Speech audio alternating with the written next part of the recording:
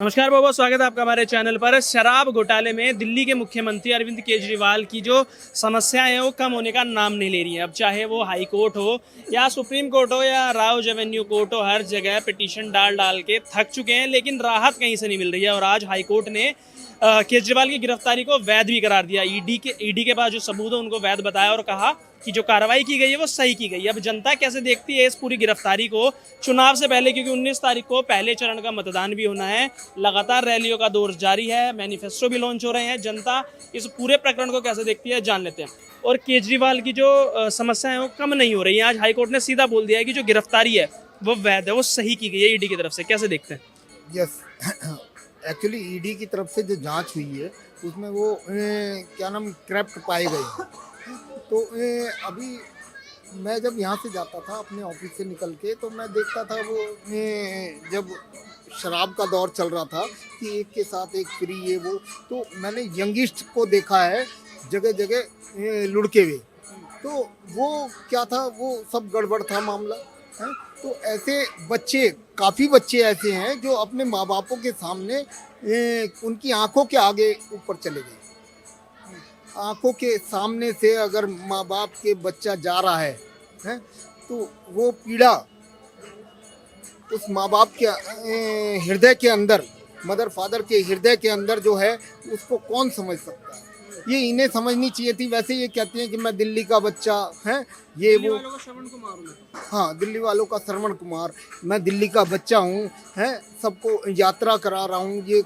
लेकिन ये सब प्रोपोगंडा था। इनको किसी तरीके से भी 2 नंबर में अर्निंग जुटानी थी, है, कहीं से भी किसी भी तरीके से। ये क्या नाम, एक ही लाइन में एक साथ हर 2 गली छोड़ के 4 ठेके, ऐसे हर 2 गली छोड़ के एक ठेका ऐसे बना दिया था। तो ये क्या था? तो भाई ट्रांस जमुना में मैंने देखा है बहुत गलत था। अच्छा, यही मेरा आपसे सवाल होगा कि हाई कोर्ट ने भी आज बोल दिया कि जो गिरफ्तारी है वो वैध है। सुप्रीम कोर्ट में भी गए, जमानत के लिए नहीं मिल रही है। और आम आदमी पार्टी का आरोप है कि ये सिर्फ बीजेपी करवा रही है, क्योंकि वो डर चुकी है आम आदमी पार्टी से, मुख्यमंत्री केजरीवाल से, कट्टर ईमानदार से। नहीं, बीजेपी डरी भी है। बीजेपी डरी होती तो आज जनता में खुशहाली देखो। बीजेपी जैसे देश को कहाँ से कहाँ, स्तर कहाँ पहुँचा है देश का, देश के स्तर को देखा जाए तो ये जनता उसका निर्णय कर देगी कि भाई देश का बच्चा खुशहाल है, किसान खुशहाल है, तो और क्या चाहिए इससे ज़्यादा है। किसान के अकाउंट में पैसा जा रहा है, किसान सारा लगा पड़ा खेती की कटिंग में। अब होली के बाद से कटिंग शुरू हुई है, तो उस टाइम पीछे कुछ टाइम पहले मैंने देखा कि भाई किसान वहाँ आंदोलन कर रहे। किसान एक भी आंदोलन नहीं कर रहा था, किसान खेतों में लगे थे, नहीं तो वो आज कटिंग कैसे करते, वो गेहूं की कटिंग। और पंजाब का रहा, देखिए पंजाब गेहूं का घर माना जाता था। जब हम छोटे थे हम तो पंजाब को सबसे ऊपर ही देखा है, गेहूं का घर माना जाता था। लेकिन आज एमपी ऊपर है। तो ऐसे ऊपर इस देश में जो उपद्रवी व्यक्ति हैं, उन लोगों की वजह से पंजाब पिछड़ा है। यस। और भाई मैं तो इतना ही कहना चाहूँगा कि क्या सुनाए गमे दिल की दास्तां।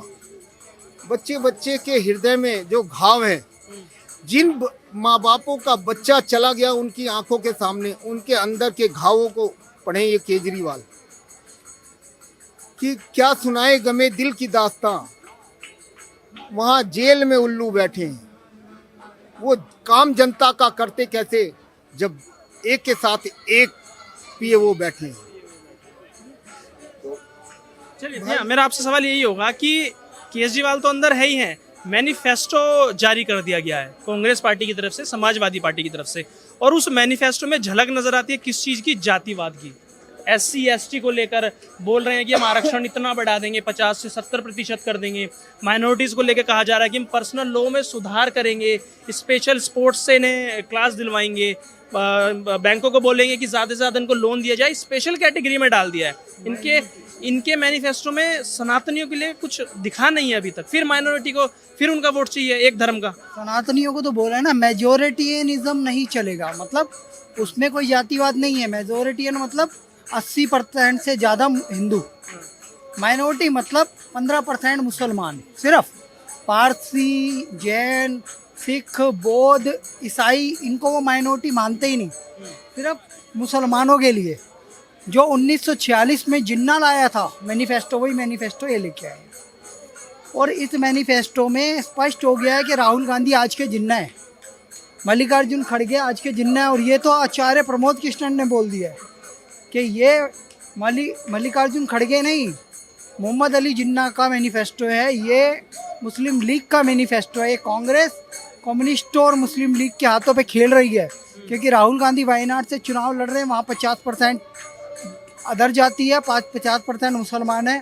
सिर्फ मुसलमानों का वोट पाने के लिए राहुल गांधी पूरी तरह पाकिस्तानी भाषा बोल रहे हैं, मुस्लिम तुष्टीकरण कर रहे हैं, देश को बांटने की राजनीति कर रहे हैं। अरे भाई, मोदी कह रहे हैं सबका साथ, सबका विकास, सबका विश्वास। मोदी कह रहे हैं मेरे 4 ही धर्म, मेरे 4 ही वर्ण हैं।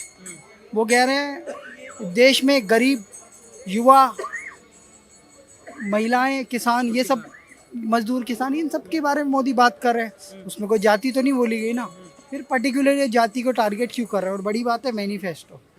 सर, मैनिफेस्टो में फ्री के चंदन आपने दिखा दिए। क्या हिमाचल में राहुल गांधी जी 2 लाख सरकारी नौकरियां उपलब्ध करा पाए, जो कि इन्होंने कहा था? फिर आ जाओ, फिर इन्हीं राहुल गांधी ने तेलंगाना में कहा था महिलाओं को 1 लाख रुपए 1 तोला सोना देंगे। क्या वहाँ पे डिलीवर कर पाए ये लोग? 20 लाख सरकारी नौकरी बोला। कर्नाटक में कुछ कर पाए डिलीवर? कहीं पे कुछ नहीं कर पाए सर। वहाँ 3000 ग्रेजुएट को नहीं मिल रहा, वहाँ पे डिप्लोमा होल्डर को 1500 देने की बात हुई थी, वहाँ नहीं मिल रहा। वहाँ पे कहा गया था महिलाओं को 2000 दिए जाएंगे, वो नहीं मिल रहा। तो कहने मकसद ये सिर्फ एक शिगुफा छोड़ रहे हैं, तो इनको कुछ नहीं मिलने वाला। ये सिर्फ धोखा देंगे और जनता भी इनको वोट नहीं देगी। क्यों नहीं देगी? क्योंकि ये उस लायक नहीं है, उस योग्य नहीं है, और ये लॉयल भी नहीं है जनता के प्रति। अगर इन्होंने न्याय किया होता 60-65 सालों में, तो आज अन्याय, मतलब जो न्याय पत्र नहीं लाना होता इन्हें, अन्याय ही किया, इसलिए हार गए। इन्होंने घोटाले किए, कलमाड़ी वाला, कॉमनवेल्थ घोटाला, 2G घोटाला, कोयला घोटाला, जीजाजी घोटाला, इनका जो रॉबर्ट वाड्रा वाला है, इन सब घोटालों में आज भी अरेस्ट हो रहे। नेशनल हेराल्ड केस में घोटाले में अरेस्ट हुए थे, बेल पे घूम रहे सोनिया गांधी, राहुल गांधी। तो ये सब हमें समझना पड़ेगा। तो ये तो घोटालेबाज इंडिया अलायंस है, चाहे वो अखिलेश यादव हो, उन पे भी आय से अधिक संपत्ति का मामला चल रहा है। लालू यादव हो, वो बेल पे है, और उनका बेटा लैंड फॉर जॉब वाला मामला चल रहा है, ईडी उनको बुला रही है। तो हमें समझना पड़ेगा कि ये लोग फर्जी लोग हैं, फर्जी इंडिया अलायंस है, और ये लोग सिर्फ धोखा दे रहे हैं। अच्छा, क्या नाम है भाई? राहुल। राहुल। इलेक्शन है इस बार प्रधानमंत्री पद के लिए, किसे देखते हैं इस बार पीएम? नरेंद्र मोदी। नरेंद्र मोदी को। राहुल गांधी क्यों नहीं? आप देखते हो राहुल गांधी को? मैं तो पूछ सकता हूँ आपसे। राहुल गांधी नहीं, अब की बार हाँ। 400 पार। 400 पार। 400 पार। खुश है मोदी जी के कार्यकाल से? हम बहुत खुश हैं। पर वो तो कहता है कि बेरोजगार बना दिए युवाओं के पास काम नहीं है। विपक्ष कहता है जब युवा पढ़ाई लिखाई नहीं करेगा, पूरे दिन हड़ाई करता रहेगा, तो कहाँ से नौकरी मिलेगी? अगर हम भी पढ़ाई लिखाई नहीं करेंगे, घूमते रहेंगे और फिर नौकरी मांगेंगे, तो कहाँ से नौकरी मिलेगी? जब तक किसी के पास स्किल्स नहीं होगी, नॉलेज नहीं होगी, उसको कहाँ इंडिया में के बाहर भी वैल्यू नहीं मिलेगी। वो तो कहते हैं सरकारी नौकरी है, सरकारी नौकरी नहीं दे रही सरकार। सरकारी नौकरी भी है ही, जो कर रहे हैं निकाल रहे हैं लोग। आप बताओ। सरकारी नौकरी तो लिमिटेड सीट्स हैं, तो लिमिटेड सीट्स को कैसे एक्सटेंड करेगा? अब अच्छे नंबर लाएगा, एलिजिबिलिटी क्रॉस करेगा, उसको अपने आप मिलेगी सरकारी नौकरी। नहीं, अब जनता बढ़ती जा रही है। 100 सीट है, 100 डिस्ट्रिक्ट है, फॉर एग्जांपल 100 डिस्ट्रिक्ट है, उसमें 100 ही तो लोग चाहिए आपको एमसीडी के। अब उसके लिए आप 100 की बजाय 150 सीट तो नहीं करोगे कि युवा बढ़ रहा है, तो 100 के बजाय 150 सीट तो नहीं कर सकते आप ना। तो यही तो बात है कि अब इतने सारे लोग हैं, उसमें से बेस्ट ही तो ढूंढोगे आप। लेकिन वो तो कहते हैं कि सिर्फ हिंदू मुस्लिम करवाते हैं, दोनों को लड़वाते रहते हैं, मंदिर मस्जिद की लड़ाई करवाते हैं, काम तो कुछ किया ही नहीं मोदी जी ने आज तक। मंदिर मस्जिद की क्या, मंदिर बनना था, बन गया। गलत बताने कह रहा, गलत बनाया। हाँ? मस्जिद के लिए भी तो रिफॉर्म्स करे हैं उन्होंने। भी तो वहाँ पे बगल में मस्जिद बन रही है, जो कितना एकड़ जो वहाँ जमीन है, वहाँ मस्जिद बन तो रही है। हॉस्पिटल बन रहा है, स्कूल बन रहा है, मस्जिद देखो, सभी बन रहा है। मंदिर तो वहीं बनना था और बन गया। वो तो कह रहे हैं युवाओं का दिमाग के साथ खेला जा रहा है, सिर्फ युवा जिससे नौकरी न मांगे, इसलिए मंदिर और मस्जिद में घुसा दिया जाता है उनको, और कुछ नहीं कर रहे हैं। हम भी युवा हैं, हम भी ऐसे नहीं कह रहे कि मंदिर सही है और मस्जिद गलत है। सारी चीजें सही है, मंदिर भी सही है, मस्जिद भी सही है। मस्जिद भी सही है। और हम चाहते थे भगवान श्री राम आए तो आ गए, और भगवान श्री राम तो पहले थे, उन्हें कोई रोक भी नहीं सकता था। बल्कि ये तो मोदी जी हैं जिन्होंने ये सुप्रीम कोर्ट में तब से केस चल रहा था या जो भी था, इस पे एक फाइनल डिसीजन लिया। और ये तो इनके जो नॉर्म्स थे, जब बीजेपी आई थी उससे पहले जो क्या जो आते हैं उस पॉइंटर्स में ही था राम मंदिर के मैनिफेस्टो में। मैनिफेस्टो में, और 370 वो ए जो कश्मीर में हटा है, वो सारी चीजें थी, तो उन चीजों पे बोला और करा। अच्छा, तो हम तो खुश हैं मंदिर में। हाँ, तो यही कह रहे हैं ना कि राहुल गांधी क्यों पसंद नहीं है। वो तो कहते हैं युवाओं की दिल की बात पढ़ लेते हैं, युवाओं से मिलते हैं राहुल गांधी साहब। देखा होगा आनंद विहार चले गए थे। आनंद विहार चले गए थे, मोदी जी भी आते रहते हैं। अभी पीछे जवाहरलाल नेहरू में कोई मोदी जी का स्टेडियम हुआ था, वो कुछ प्रोग्राम हुआ था, हमारे कॉलेज से बच्चे कहते हैं मोदी जी भी कनेक्टेड रहते हैं। जब 10वीं 12वीं के बोर्ड होते हैं तो CBSE पे चर्चा होती है, तो हम तो खुश हैं मोदी जी से।